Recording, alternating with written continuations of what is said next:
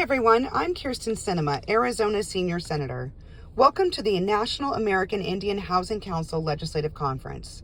I'm sorry I couldn't be with you today, but I'm glad that you're all participating in this conference to discuss housing for tribal communities. As we look back on the pandemic, this conference represents a strong opportunity to identify long-term solutions for the health and economic resilience of tribal communities. Tribal communities were hit especially hard during the COVID-19 pandemic, and the already existing crisis around housing and homelessness became even more evident. Housing insecurity and uncertainty cannot be tolerated, and robust housing investments on tribal lands will strengthen resilience and economic outcomes. The need for high-quality, affordable housing in Indian country has never been more clear. That's why I proudly supported the American Rescue Plan, which included millions of dollars for the Indian Community Development Block Grants Program, providing a range of affordable housing and community development activities on Indian reservations and Indian areas. And our work did not stop there.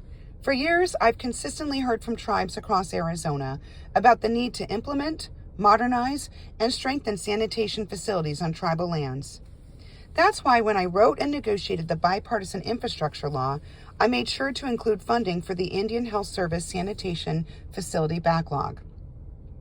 Our law included $105 million to fund 83 sanitation projects across Arizona, and a total of 475 projects nationally this year.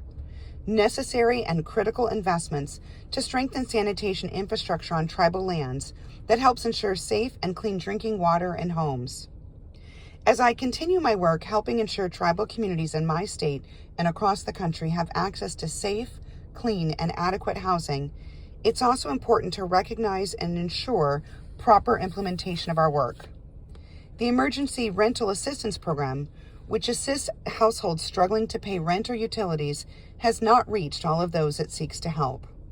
I know there have been some difficulties in the implementation of this program for some tribes, but please know that my team and I are fighting for tribes to ensure they receive the support and help they need to stay in their homes.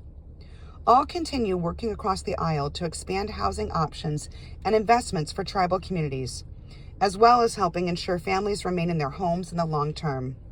I'm grateful for your partnership, and together we'll keep working to strengthen our economic recovery. Thank you, and I hope you have a productive conference.